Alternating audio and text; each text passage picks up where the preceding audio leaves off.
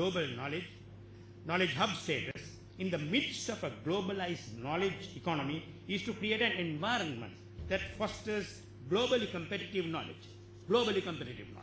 Such an environment is an essential prerequisite to create a global knowledge hub.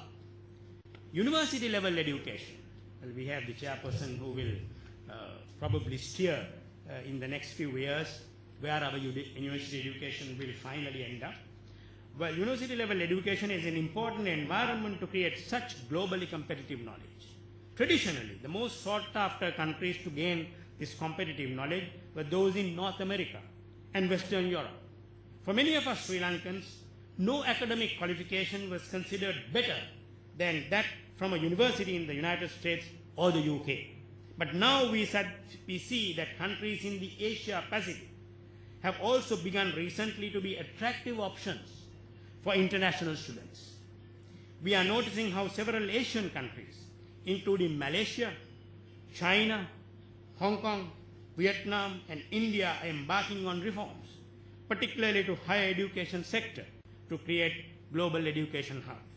If Sri Lanka is to emerge as a knowledge hub, then we have an uphill task of not only raising the international standards of education, but also beat the competition posed by our neighboring countries. Creating a knowledge hub, just like any other hub, is not a smooth process, especially in a globally competitive knowledge environment. A good way to find out whether we are emerging as a regional knowledge hub is to assess the attractiveness of Sri Lanka as a much sought after destination for academic studies through proxy indicators such as enrollment of international students. The Higher Education Ministry is fully aware of this. And in a bid to attract international students, it recently took steps to increase the quota of international students admitted to universities. The government expects about 1,000 to 4,000 fee-paying foreign students to enroll in courses over the next 3 years. For that to happen, our courses must become extremely attractive. Many would be from China, but a significant number will also be from other South Asian countries. In the long term, government has targeted attracting 10,000 foreign students by 2014 and increase it to 100,000, 10 times what we will do in 2014 by the year 2020. One must realize that in order to attract international students, because we want to become a knowledge hub, Sri Lanka must also be able to offer best quality education. One of the strategies used is to invite highly reputed international higher education providers to Sri Lanka as a cost-effective method, just to give it a start off. Since the end of war, many prestigious foreign universities indicated their desire to establish the branch campuses here. But we need to ensure that the infrastructure to facilitate such universities and service sectors to cater to foreign students are available as well. I am sure once again, it is not out of place for me to commend the efforts of Mr. Gotabaya Rajapaksa in making Colombo and its environs very conducive for any visitor to come here. We know what Colombo looked like maybe 3 years back. By 2013, after just 3 years of his taking over the subject of urban development, I am very glad to see people commending about Sri Lanka and saying what a beautiful city you have here. So congratulations, Mr. Secretary. It's a great honor to be associated with you in this kind of work. Currently, more than 60 transnational higher education institutes in the country are linked to the universities and higher education institutes in Australia, United Kingdom, Malaysia, India, and United States of America, offering certificate, diploma, and degree programs in the country. We also need to reform our thinking. I think this is probably the most important part. We know that there is considerable resistance by some sectors to establish international universities here or offer placements to foreign students. You can't become a hub if you don't open your institutes to foreign students, or if you don't open your soil for foreign academic institutions. There will not be that mix that people will look for. Part of the concern is that foreign student placements will limit the local intake and block higher education opportunities of local students. Very interestingly, about 12,000 Sri Lankan students go into foreign countries annually for higher education opportunities by establishing, we can stop that by establishing branches of foreign universities in Sri Lanka. Then we will have the ability to save more than, this is a very rough estimate, on the lower side, I am sure it must be much higher. We would be able to save more than 400 million US dollars in foreign exchange going out from the country if we have those institutes here. There are many children who want to go out and learn in the higher domains of education by spending valuable foreign exchange. I also think research is another extremely promising area that creates an enabling environment for a knowledge hub. Once again, what you are doing today is an important aspect of it. To have a research symposium, to have it consecutively every year is really great. During a recent meeting, His Excellency the President himself urged university academics to undertake research beneficial to the country's development, and also emphasized that government institutes should take note of the various research findings made by the 41 research institutes in the country. Well, we have one example which I think I must talk about.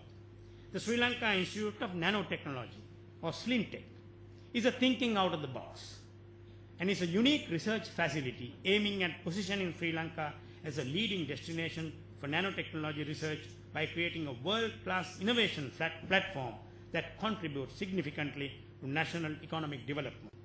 Its approach is particularly significant given that on average only 1.8% of the total manufactured exports in Sri Lanka each year qualify as high-tech as compared to Korea, which has 75%. 75% of their exports, Korea's exports, are termed as high-tech exports. Thailand has 27%. Singapore and Malaysia about 50% each. Others is just 1.8%. So we need to ensure that this is taken up. To many of us, nanotechnology is a curious word, like something from outer space. Being a graduate in chemistry myself, I can relate it to some extent. Very simply, it is a technology that allows to fabricate and manipulate materials at the atomic level to yield high-performance products or applications. Very high-tech, but I think it's also, in a sense, very basic. The concept of nanotechnology fuses research and ideas in chemistry, biology, medicine, physics, electronics, optics, and many others. I only named a few. SLINTech functions as a public-private partnership between the government and 5 leading private sector companies: Brandix, Dialog, Lodestar, Hales, and Mars Holdings. Within 10 months of commencing research with a small, hand-picked team of top-class scientists from Sri Lankan universities and state-of-the-art laboratory equipment, SLINTech successfully filed 5 international patents at the US Patent and Trademark Office. So that's a very good example of what we could do.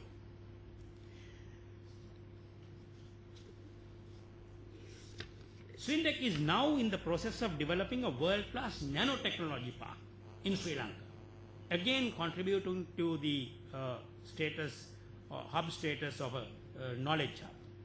On a 50-acre property granted by the government to attract research and development institutes, multinational companies, and small and medium enterprises, both local and international, to take advantage of the research, development, and innovation that is bound to flourish in the enterprising ecosystem created at this advanced technology park. So we have talked about 2. Let me take the third one, the energy hub.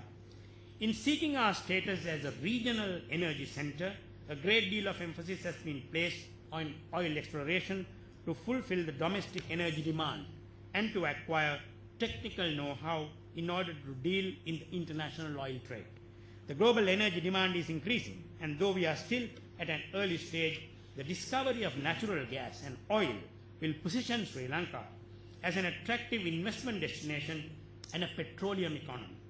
Oil exploration, which is a subject under the purview of His Excellency the President, has been showing remarkable progress since the drilling of the first well by Cairn Lanka Limited in 2011.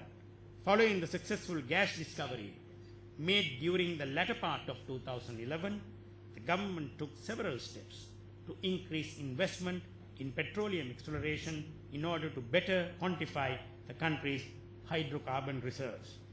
Well, we are also on the second bidding round, and there is great interest. This will close in November this year, following which the government hopes to see a significant increase in upstream activity from 2014 onwards.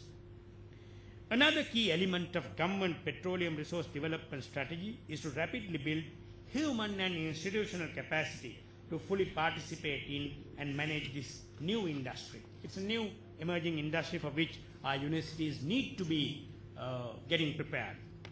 Several mechanisms will soon be implemented to maximize the involvement of Sri Lankan businesses, academia, and professionals in the sector, including joint exploration programs in very deep water areas around the country with global oil companies. Well, we are also trying to harness whatever natural elements we have. This country, which has a lot of sunshine, is looking to becoming a source of solar energy. Already some of the initiatives have been launched, and very innovative initiatives. I know Secretary of Defense had created at a home level where you could use solar panels, and I think this is something that we need to be looking at.